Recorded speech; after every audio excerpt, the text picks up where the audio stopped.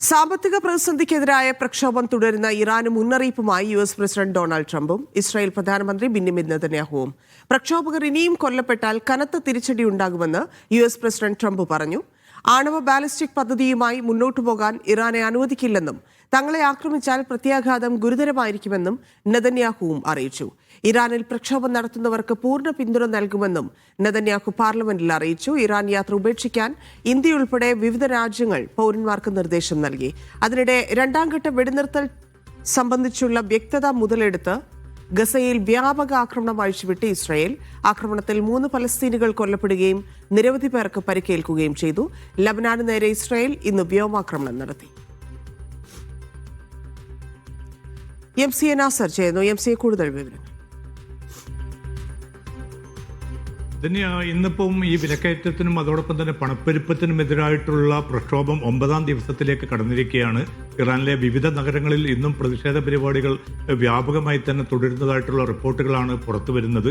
ഈ പ്രക്ഷോഭത്തെ പരമാവധി മുതലെടുക്കാനും സൈനികമായി തന്നെ ഇടപെടാനുള്ള ഒരു സാഹചര്യം രൂപപ്പെടുത്താനുമാണ് അമേരിക്കയുടെ നേതൃത്വത്തിൽ കാര്യങ്ങൾ നീങ്ങുന്നത്. ഇതിന്റെ മുന്നോടി എന്ന നിലയ്ക്കാണ് ഇന്നിപ്പം വീണ്ടും അതിശക്തമായിട്ടുള്ള ഒരു മുന്നറിയിപ്പ് ട്രംപ് ഭരണകൂടം ഇറാന് നൽകിയിരിക്കുന്നത്. ഇനിയും പ്രക്ഷോഭകാരികൾ കൊല്ലപ്പെടുകയാണെങ്കിൽ തങ്ങൾ നോക്കി നിൽക്കുകയില്ല, ശക്തമായി തന്നെ ഇടപെടും. അതിന്റെ പ്രത്യാഘാതം വളരെ വലുതായിരിക്കുമെന്നാണ് ട്രംപ് ഇറാന് മുന്നറിയിപ്പ് നൽകിയിരിക്കുന്നത്. പക്ഷേ ഇറാന് ഇത്തരം മുന്നറിയിപ്പുകളും താക്കീതുകളും ഒന്നും തങ്ങൾ പൂർണ്ണമായിട്ടും അവഗണിക്കുന്നതായിട്ട് ഇറാൻ നേതൃത്വവും പ്രതികരിച്ചിട്ടുണ്ട്. അതേസമയം തന്നെയാണ് ഇന്നിപ്പം ഇസ്രായേലിലെ പാർലമെന്റിനെ അഭിസംബോധന ചെയ്തുകൊണ്ട് ബെന്യാമിൻ നെതന്യാഹുവും വളരെ ശക്തമായിട്ടുള്ള മുന്നറിയിപ്പ് ഇറാന് നൽകി. ബാലിസ്റ്റിക് മിസൈൽ പദ്ധതിയും അതോടൊപ്പം തന്നെ ആണവ പദ്ധതിയും ഇനിയും അതുമായിട്ട് മുന്നോട്ട് പോവുകയാണെങ്കിൽ തങ്ങളുടെ ഭാഗത്തു നിന്നും അതോടൊപ്പം തന്നെ അമേരിക്കയുമായി കൂടിയാലോചിച്ചും നീക്കങ്ങൾ നടത്തുമെന്നൊരു മുന്നറിയിപ്പ് കൂടി നൽകി.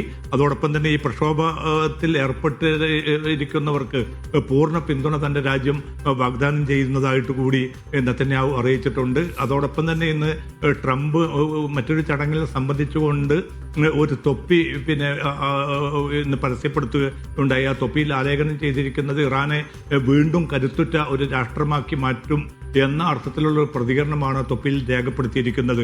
ഇതും വളരെ പ്രകടമായി തന്നെ ഒരു രാജ്യത്തിന്റെ ആഭ്യന്തര കാര്യങ്ങളിൽ ഇടപെടുമെന്ന വളരെ ശക്തമായിട്ടുള്ള ഒരു മുന്നറിയിപ്പാണ്. കാരണം ഈ വെനിസ്വേല സംഭവ വികാസങ്ങളുടെ പശ്ചാത്തലത്തിൽ ഇറാനെതിരെയും വേണ്ടി വന്നാൽ ഒരു സൈനിക നടപടിക്ക് മടിക്കുകയില്ല എന്ന ഒരു മുന്നറിയിപ്പ് തന്നെയാണ് ട്രംപ് ഭരണകൂടം നൽകുന്നത്. പക്ഷേ മേഖലയിലെ അശാന്തി കൂടുതൽ ശക്തമാക്കുന്ന വിപുലീകരിക്കുന്ന ഒരവസ്ഥയായിരിക്കും അതിലൂടെ സംജാതമാവുക. എന്തായാലും നെതന്യാഹുവും ട്രംപും നൽകിയിരിക്കുന്ന ഈ മുന്നറിയിപ്പുകൾ പൂർണ്ണമായും തള്ളിക്കൊണ്ടാണ് ഇറാനിയൻ നേതൃത്വം പ്രതികരിച്ചിരിക്കുന്നത്. തങ്ങളുടെ രാജ്യത്തെ അതിശക്തമായി തന്നെ നിലയുറപ്പിക്കാൻ തങ്ങളുടെ സുരക്ഷാ സേനയ്ക്ക് നിർദ്ദേശം നൽകിയതായിട്ട് ഇറാൻ നേതൃത്വം ഏറ്റവും അവസാനമായിട്ട് ഇന്ന് വൈകിട്ട് പുറത്തിറക്കിയ പ്രതികരണത്തിൽ വ്യക്തമാക്കിയിട്ടുണ്ട്.